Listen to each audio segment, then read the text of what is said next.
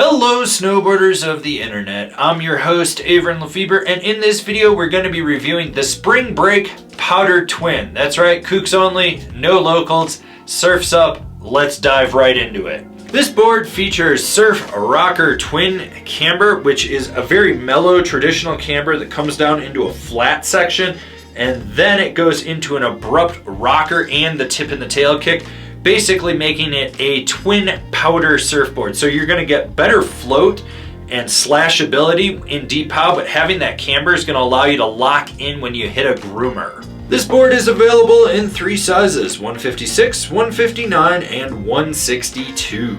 I rode this board at Steamboat Springs on a day that was sunny bluebird, a little bit colder, 10 inches of fresh, light, fluffy powder on top of the deadliest, crustiest, shittiest snow you've probably ever experienced. I'm talking this stuff was out to kill you, and I rode it with my Rome Black Label bindings and my K2 Thraxis boots. When it comes to the flex of this board, the best way to describe it is that there's 2 flexes to it.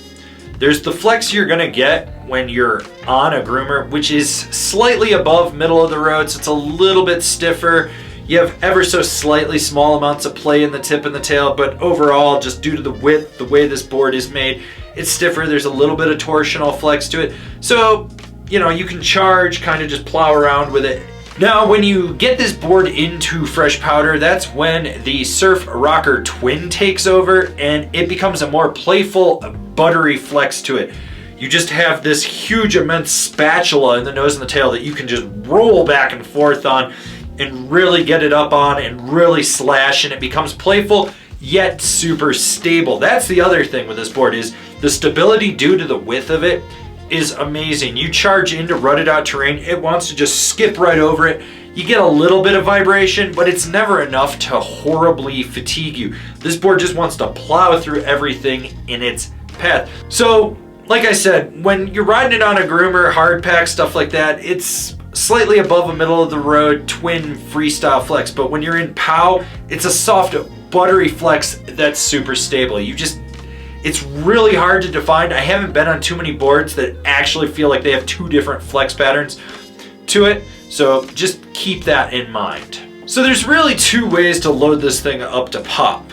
You can do the last minute like skate style initiation off that flat to rocker zone and just sort of spring, or you can load the camber up, come into it a little more aggressively and get more rebound.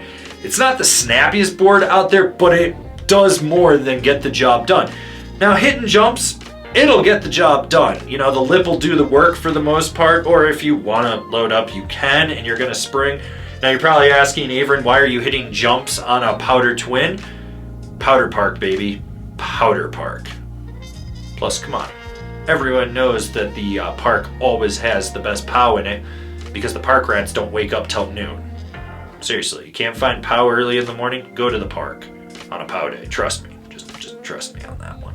Now I want you to think about how wide this board is, how much rocker it has in the nose and the tail, and then let that sink in. You've got this optimal platform in the nose and the tail for just swiveling and sizzling. You want to get out on it, really leverage your weight, you can. The big thing to note is that camber section and the flex of the board will fight you a little bit, so just be prepared to muscle it around a little bit more. And the same can be said with jibs. Yeah, okay, you can land into a press on this thing.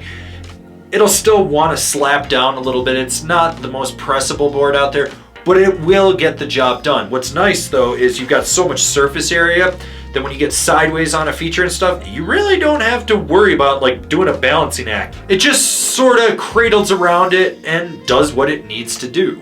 It's not the most carvable powder twin out there, and that's fine. That's really not what this is for at all, but it does have a nimbleness to it that allows it to roll in and out of edges. And sure, it is wider and people are like, oh, it's gonna be sluggish. It's not. It's nimble, but the thing is, you gotta understand that short, tight, quick turns or big, long, swooping, drawn-out carves are really where this thing shines.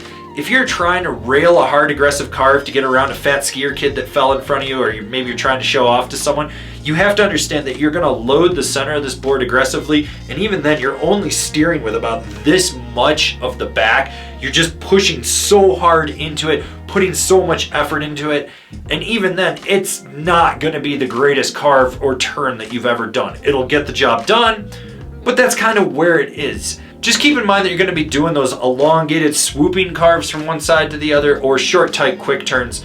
Unless you're in deep pow, then all bets are off, and go slash and spray and do whatever you need to do then. So who's this board for? The freestyle focused powder rider that wants something wide and stable, or the Sasquatch with a behemoth foot that can't find a twin anywhere. That's really who this thing is for. I mean, this thing is wide. Very, very wide and big. This thing rides stiffer than you think it would, and for some reason it has a little bit more power behind it. It's still lively, it's not a damp dead ride by any means. So just be prepared when you get on it that you're gonna probably have to muscle it a little bit more on a groomer. In pow, all bets are off, especially the deeper the better with it.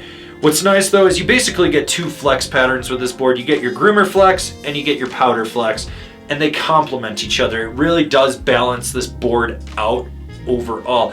The one thing that I will say is, being on the 159, it kind of lacked a little bit of edge control and super icy terrain, but I think that's the width. I'm on a size 10 boot. These things happen. Plus, let's be real, it's a powder twin. It's not exactly meant for that. Overall, I really did dig this. I dig the shaping. I especially like that camber profile, the way that it floats and everything.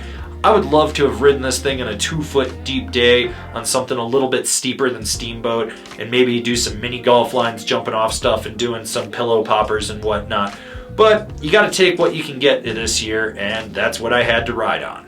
Comparable boards: the Marhar Lumberjack, the Ride Warpig, the K2 Party Platter. This has been my review of the Spring Break Powder Twin. Do you agree? Do you disagree? Do you own one? Are you gonna buy one? Leave me a comment down below. Let's have a conversation about this snowboard. If you're new here, remember to subscribe, click the bell, get those notifications. That way you're not missing any of the videos we got coming out for all you snowboarders of the internet. And if you really want to support us and just help us grow out what we're doing over here, swing on over to Angry Snowboarder VIP. I could tell you more here, but I got a video over there that explains it so much better. As always, I've been your host, Avran LeFeber, and I'll see you in another video.